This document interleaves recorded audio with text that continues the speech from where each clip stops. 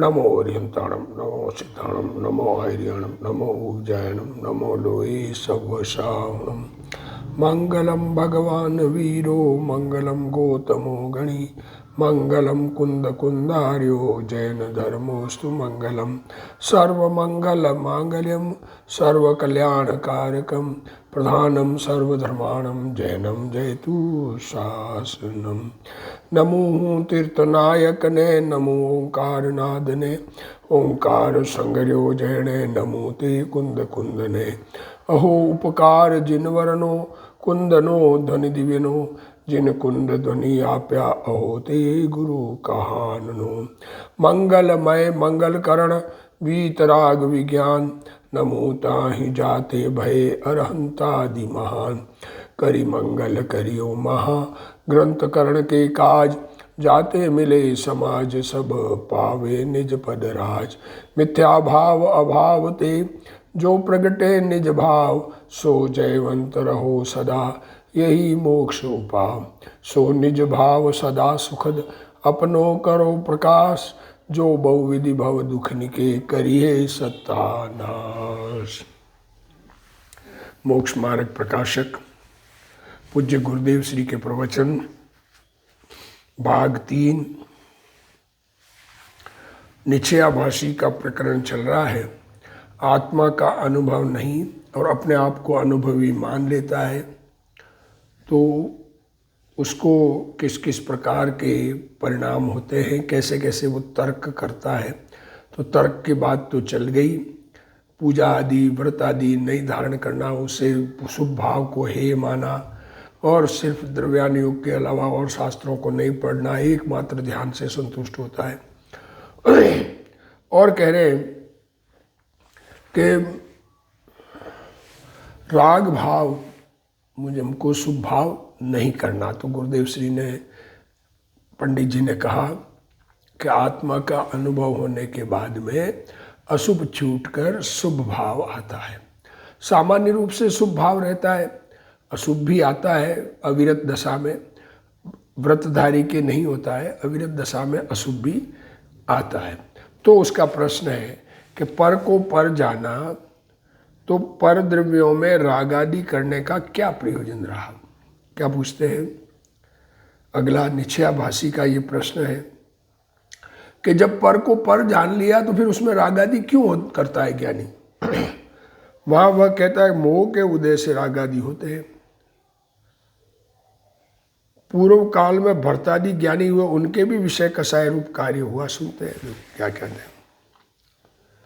पर में पर को पर जाना, तो फिर राग आदि करने का क्या प्रयोजन रहा? तो वो निश्चयाभासी का क्या उत्तर है कि मोह के उदय से राग आदि होते। पूर्व काल में भरतादि ज्ञानी हुए, उनके भी विषय कषाय रूप कार्य हुआ। सुनते हैं। अब और देखो क्या कह रहे हैं वो, अगला क्या कह रहे हैं? मोह के उदय से राग आदि होते हैं। पहले भरतादि चक्रवर्ती आदि के भी राग आदि हुए।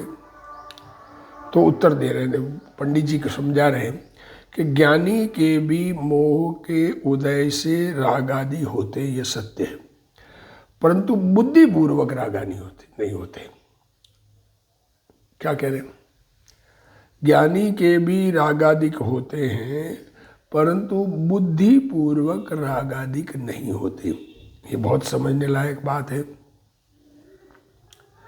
बुद्धिपूर्वक और अबुद्धिपूर्वक का पॉइंट समझना।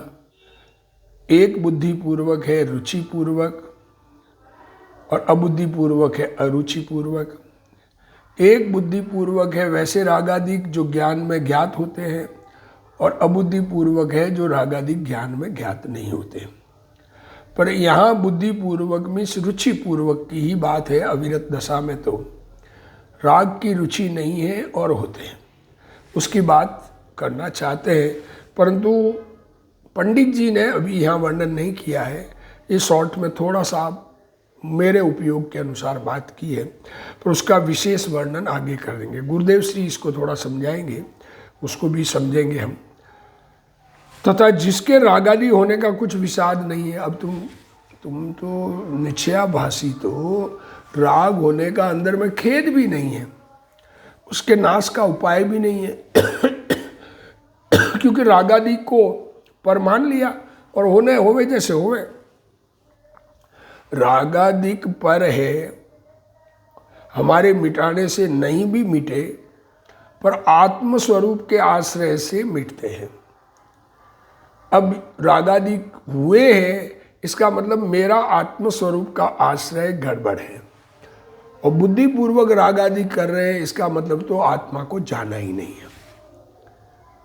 अब ये रागादिक बुरे हैं, यही श्रद्धान नहीं है, संभवित नहीं होता।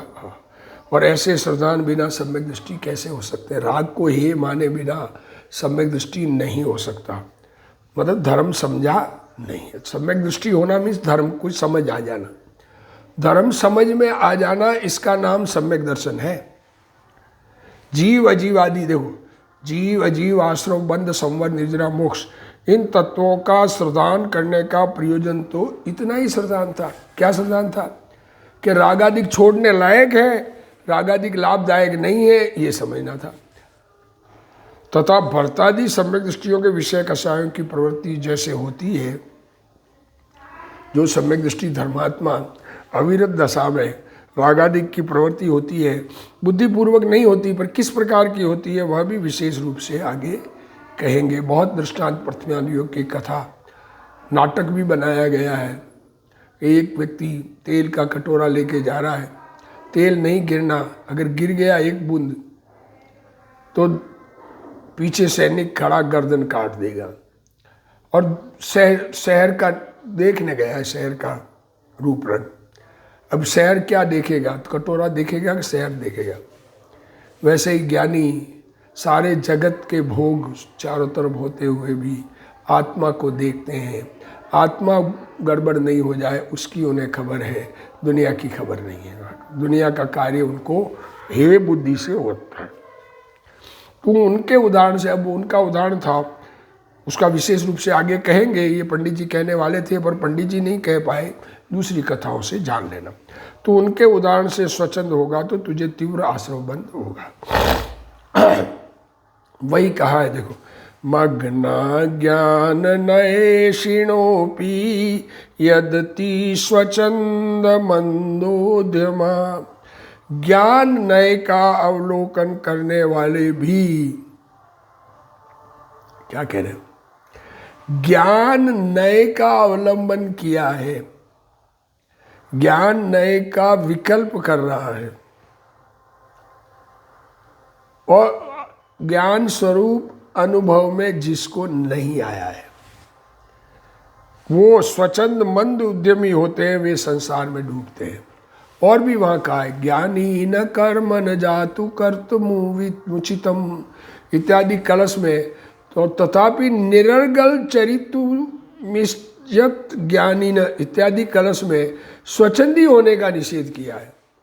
बिना इच्छा के जो कार्य हो वह कर्म बंध का कारण नहीं है। देखो, हमें रुचि नहीं है, हमें अच्छा नहीं लग रहा है, तो वो बंधन का कारण नहीं है। अरे हमें किसी काम की रुचि नहीं हो और जबरदस्ती कोई करवाया जाए तो नहीं किया जैसा होता है, ऐसा कहा है। अरुचि पूर्वक शराब पीने पर शराब का नशा भी नहीं आता है। क्या कहना चाह रहे हैं? वैसा ही ज्ञानी का परिणमन होता है तो उसको कर्म बंध का कारण नहीं बनता है।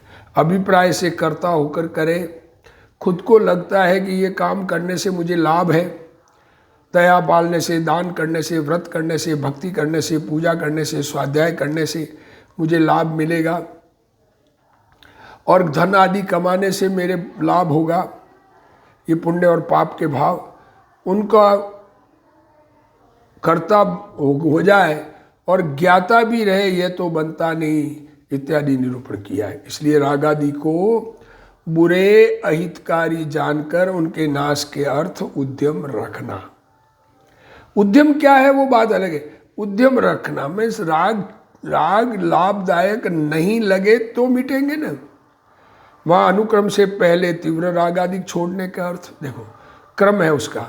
तीव्र रागादि छोड़ते हैं, अशुभ कार्य छोड़कर शुभ में लगना, और पश्चात मंद रागादि भी छोड़ने का अर्थ शुभ को छोड़कर सदुपयोग रूप होना।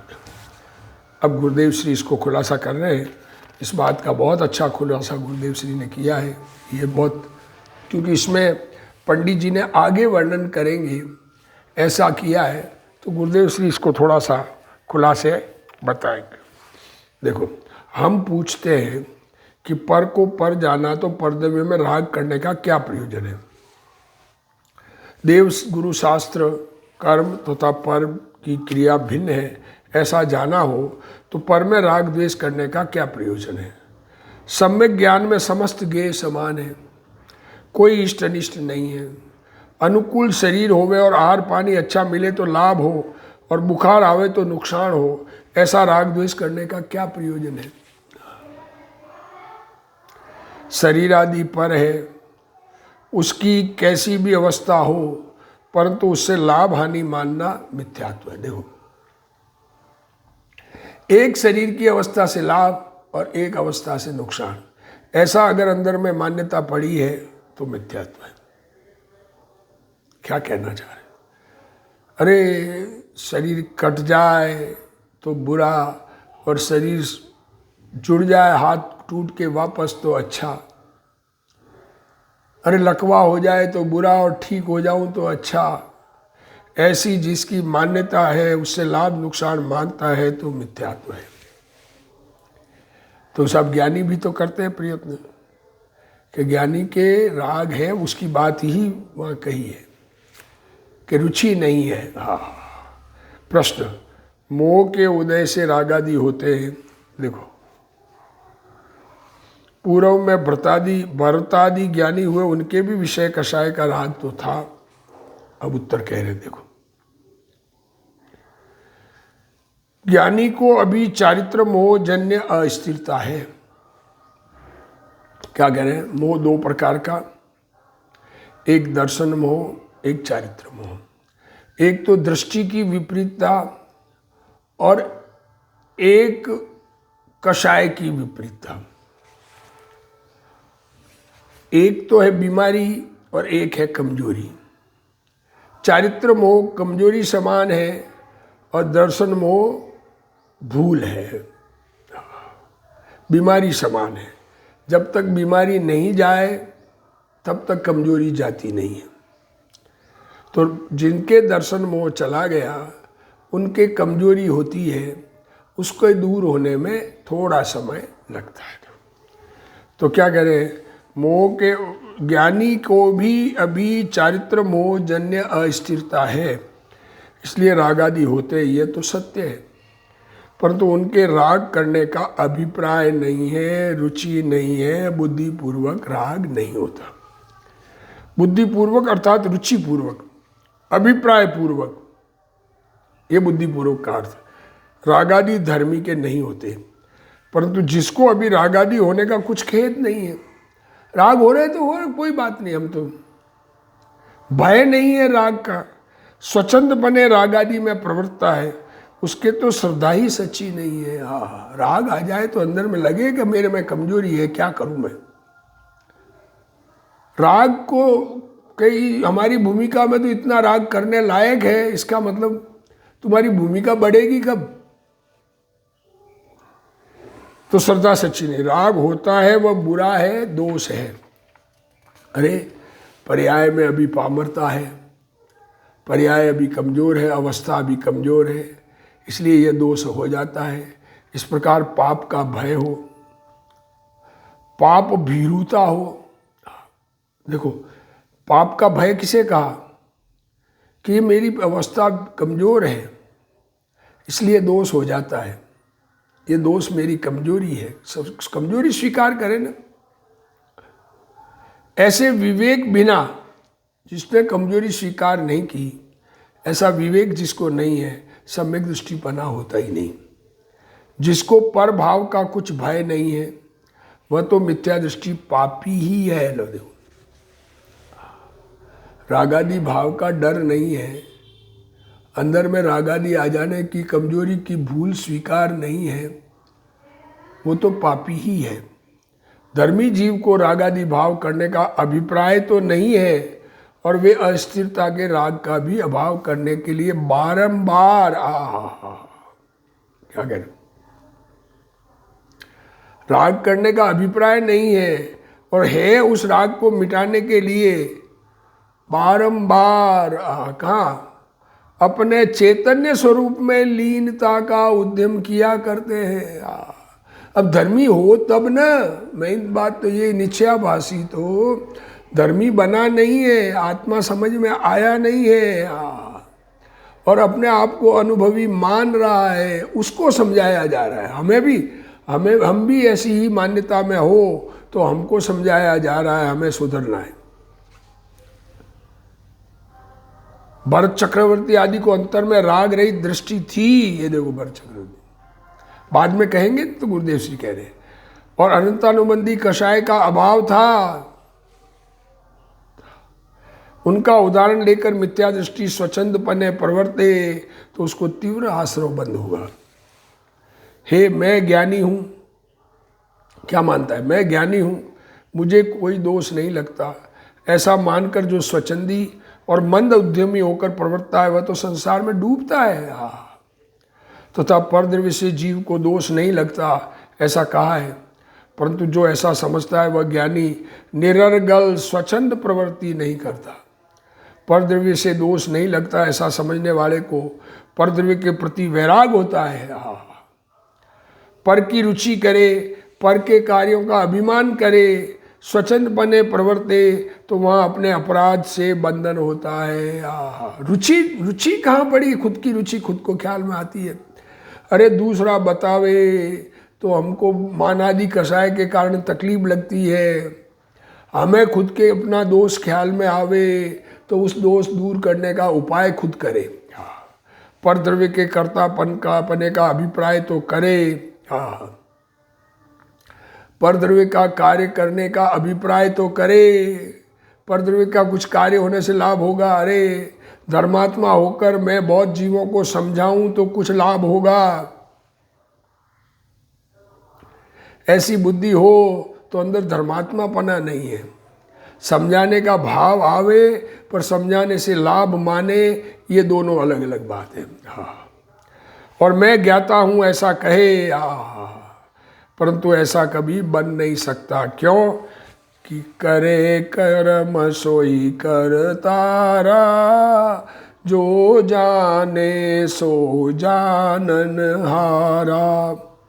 जो करता नहीं जाने सोई, जाने सो करता नहीं होई।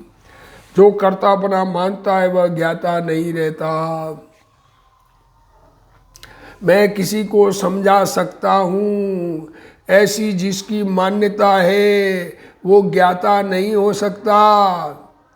समझाने का विकल्प आना अलग चीज़ है, समझाने के विकल्प के अनुसार वाणी होना, ये वाणी दूसरी चीज़ है, वो जड़ की पर्याय है। और अगले का समझना अगले के आश्रित है, हमारे समझाने से समझे ऐसा नहीं है। क्या कह रहे हैं, अगर ये माने कि मैं ये वाणी बोल सकता हूँ, ये समझाने का विकल्प मैंने किया है, अरे तो ज्ञाता नहीं रहता। समझाने के विकल्प का भी ज्ञानी ज्ञाता है, करता नहीं। और ज्ञाता है का मतलब क्या कि ज्ञान मैं हूँ, ये मेरा नहीं है, ये पर है। और जो ज्ञाता है वह कर्तापना बंद नहीं मानता। इसलिए पर्याय में जो राग द्वेषादि विकार भाव होता है उसे बुरा जानना चाहिए और उस विकार को छोड़ने का उद्यम करना चाहिए। पहले अशुभ पाप भाव छूट जाते हैं, क्रम ज्ञानी होने के बाद पहले अशुभ छूटते हैं, फिर शुभ होते हैं, तत्पश्चात शुद्धोपयोग होने पर व्रतादि को शुभ राग भी छूट जाता है। इसलिए पर्याय का विवेक रखकर शुद्धोपयोग का उद्यम रखना। आशय यह है कि ज्ञानी को अपने पुरुषार्थ की कमजोरी है, उसमें मोह कर्म निमित्त है। शत्रु को देखकर ज्ञानी को द्वेष नहीं होता। क्या कह रहे हैं,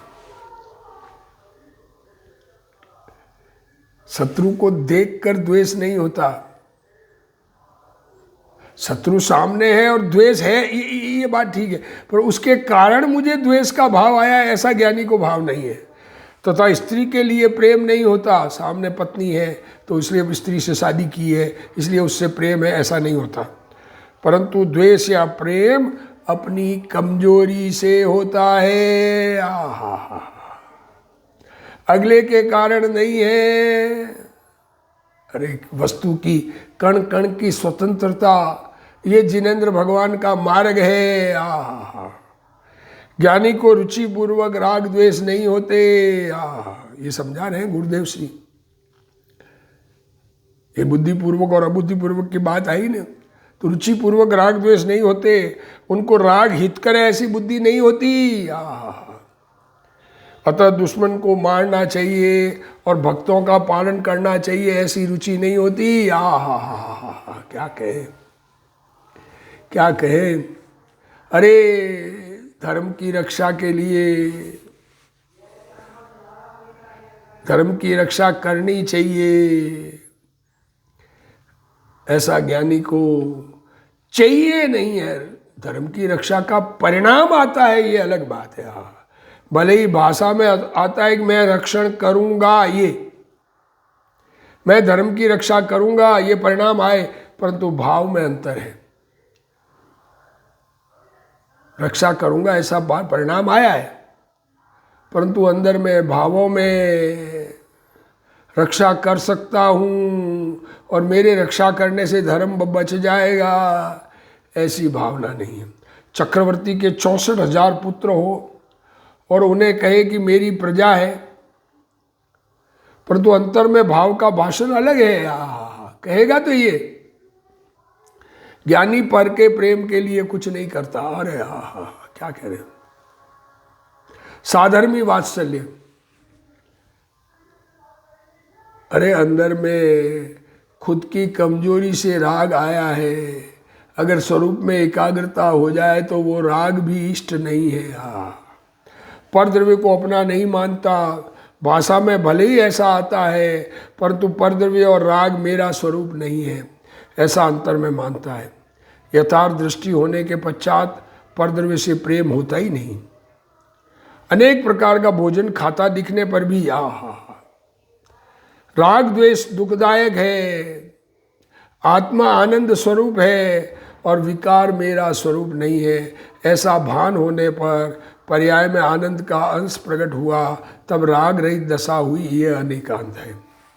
परद्रव्य को अपना मानकर उनसे लाभ मानना एकांत दृष्टि है।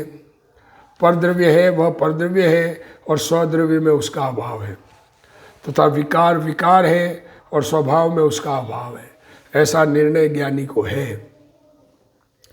द्रव्य में ज्ञान और आनंद तो है, परंतु स्वभाव के आश्रय से स्वसंवेदन ज्ञान और आनंद पर्याय में प्रकट होने पर अनेकांत स्वभाव प्रकटा है। क्या कह रहे, द्रव्य तो ज्ञान आनंद, मैं ज्ञान आनंद स्वभावी हूँ, परंतु स्वभाव का आश्रय से अपना संवेदन ज्ञान, अपना आनंद अवस्था में प्रकट होने पर अनेकांत स्वभाव प्रकटता है। अनेकांत पूर्वक प्रकट ज्ञान सम्यक ज्ञान है और ऐसे समकीति को रुचि पूर्वक राग द्वेष के भाव नहीं होते। समकीति को पुरुषार्थ की कमजोरी होती है, इसलिए राग आदि होते हैं, उसमें कर्म निमित्त है। यदि पुरुषार्थ की कमजोरी न हो तो केवल ज्ञान होना चाहिए, परंतु अभी राग नहीं वर्तता, अभी राग वर्तता है। क्या करें, पुरुषार्थ की कमजोरी न हो तो केवल ज्ञान। अगर पुरुषार्थ कमजोर है, नहीं हो, पूर्ण पुरुषार्थ हो गया तो स्वरूप में लीन हो गया, केवल ज्ञान प्रकट हो। परंतु अभी राग है, तथापि वस्तु पर वस्तु राग कराती है, ऐसा ज्ञानी नहीं मानते। देखो क्या हुआ, क्रोध आवे न, विचार करना। हमको गुस्सा आता है तो हम क्या समझते हैं कि फलाने ने ऐसा काम किया इसलिए गुस्सा आया है। ज्ञानी क्या समझते हैं कि मेरी कमजोरी से मुझे गुस्सा आया है, अगले के काम का कोई लेना देना नहीं है मेरे गुस्सा होने में। मेरी कमजोरी से मेरे में विकार है, मेरे में बीमारी पैदा हो रही है। कमजोरी मानता है ना अपने कषाय के परिणमन को। मिथ्यात्व का परिणमन बीमारी है। मिथ्यात्व है तब तक उसको ऐसा लगता है कि दूसरे के कारण मेरे काम हो रहे, मेरा काम फला बिगाड़ रहा है, फला बिगाड़ रहा है। कमजोरी में राग है, कषाय है, तो ये ज्ञानी को स्वीकार है कि मेरी कमजोरी है, अगले के कारण नहीं है। मेरे में राग मिट जाए, मेरी कषाय मिट जाए, मेरे में शक्ति बढ़ जाए, स्वरूप में लीनता मुनि बन के मैं तो सिद्ध बनना चाहता हूँ। विकार में परद्रव्य नहीं है और परद्रव्य में विकार नहीं है। आत्मा में जो विकारी परिणमन हो रहा है उसमें परद्रव्य नहीं है और परद्रव्य में विकार नहीं है। विकार में स्वभाव नहीं है, विकार में स्वभाव भी नहीं है आत्मा का, और स्वभाव में विकार नहीं है। ऐसे अनेकांत का भान ज्ञानियों को वर्तता है। स्वतंत्रता है कि कण कण की स्वतंत्रता ज्ञानी को समझ में आती है, अज्ञानी को एक दूसरे के कारण समझ में आता है। इसलिए उनको बुद्धिपूर्वक अभिप्राय पूर्वक राग नहीं होता। एक समय में संपूर्ण वस्तु पूर्ण है, ऐसा उनको भान है। स्वभाव के कारण विकार नहीं है और विकार के कारण स्वभाव नहीं है। ऐसे अनेकांत का भान होने से ज्ञानियों को रुचिपूर्वक रागादिक नहीं होते। ये रुचिपूर्वक नहीं होते ज्ञानियों को, ये बात समझा रहे हैं। इसका विशेष वर्णन आगे करूंगा, ऐसा पंडित जी ने लिखा है, पर आगे वर्णन नहीं हो सका क्योंकि पंडित जी की आयु पूर्ण हो जाने से उनका देह परिवर्तन हो गया था। अब जिसको गुरुदेव श्री खुलासा कह रहे हैं, जिस जीव को 7 तत्वों की श्रद्धा में आश्रव बंध का खेद नहीं वर्तता, आश्रव दुख कार घनेरे, बुद्धिवंत तिने निरवेरे। और बंधन दुखकारी है। स्वर्ग में अच्छा है सब, तो बंधन अच्छा है। अरे अपने स्वरूप में अच्छा लगता है, उसको स्वर्ग अच्छा नहीं लगता। बंध का खेद वर्तता है ज्ञानी को। जिसको आश्रव और बंध का खेद नहीं वर्तता, अर्थात उन्हें हे नहीं मानता, वह स्वच्छंदी है। संकिति जीव आश्रव बंध को हे मानता है, मिथ्या दृष्टि आश्रव बंध को हे नहीं मानता और स्वभाव सन्मुख होकर उनके नाश का उपाय नहीं करता। स्वभाव उपादेय है और आश्रव बंध हे है, ऐसा ज्ञानी को भान नहीं है। ज्ञान स्वभाव के सन्मुख ढलकर स्वभाव को उपादेय मानकर राग की रुचि छूटना, यह राग का हे बना है।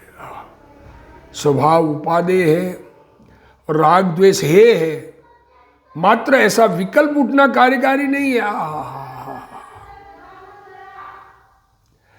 ये विकल्प तो होता है कि राग हे है। अरे राग अच्छा नहीं लगना, इसका नाम हे पना है। राग खुद को कैसा लगता है ये खुद को ख्याल में आता है कि नहीं? अज्ञानी के विकल्प के अभाव करने का उद्यम नहीं है, क्योंकि वो अच्छा लगता है, करने लायक लगता है, लाभ लगता है उसे। वह विकार को से विमुक्ता और स्वभाव की सन्मुखता नहीं करता। अज्ञानी विकार से विमुख नहीं होता और स्वभाव के सन्मुख नहीं होता। रागादि विकार हे है, ऐसा श्रद्धान अज्ञानी के संभव नहीं है। आत्मा उपादेय है, संवर निर्जरा कथनचित उपादेय है और पुण्य पाप आश्रव बंध हे है। ऐसे भान बिना सम्यक दर्शन नहीं हो सकता। जीव अजीवादि 7 तत्वों के श्रद्धान का प्रयोजन यह है कि पुण्य पापादि को हे जानना लगना चाहिए ना।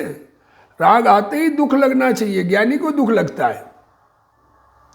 राग दुखमय है, आश्रव दुखदायक है और उससे होने वाला बंधन भी सुखदायक नहीं है, दुखदायक है। और स्वभाव सन्मुख होने का प्रयत्न करना, बंधन तो बंधन है, वो तो पर है बाहर में। पर आत्मा का विकारी भाव और उसमें अटकना, इसमें 7 तत्व आ जाते हैं। जीव संवर निर्जरा और मोक्ष की अपेक्षा करनी चाहिए। जीव की, संवर की, निर्जरा की और मोक्ष की, ये लगने चाहिए अच्छे। और अजीव, आश्रव और बंध की उपेक्षा करनी चाहिए, मतलब ये दुखदायक लगने चाहिए। स्वभाव की सन्मुखता और राग आदि की विमुखता में सातों तत्व आ जाते हैं। अज्ञानी जीव पुण्य पाप को बुरे नहीं मानकर भले मानता है। अरे पुण्य परिणाम तो भला मानता है, ये पाप भी भला मानता है ज्ञानी। अरे धन कमाएंगे तो कुछ दुनिया में इज्जत होगी क्या? कमाने का भाव पाप है, ये नहीं समझ में आता। इस कारण उसकी श्रद्धा मिथ्या है। व्रतादि धर्मात्माओं के विषय कषाय आदि के परिणाम होते हैं और जड़ आदि की प्रवृत्ति जड़ के कारण होती है, परंतु धर्मी मानता है कि जड़ की पर्याय जड़ के कारण होती है, वह राग आदि परिणाम बुरे हैं और स्वभाव उपादेय है। यदि अज्ञानी जीव धर्मात्मा के उदाहरण से स्वच्छंदी होवे तो तीव्र आश्रव बंध को प्राप्त करेगा। ऐसा आश्रव बंध हमें न हो, इसी भावना के साथ आज का स्वाध्याय पूर्ण करते हैं। आगे और इस बात को खुलासा गुरुदेव श्री करेंगे। जिनवाणी स्तुति तब हे जिनवाणी भारती तोई जपू दिन रैन, जो तेरा शरणा गए सो पावे सुख चैन। जा वाणी के ज्ञान ते सूझे लोकालोक, सो वाणी मस्तक नमो सदा देत हूँ ठोक। जिनवाणी मात की जय।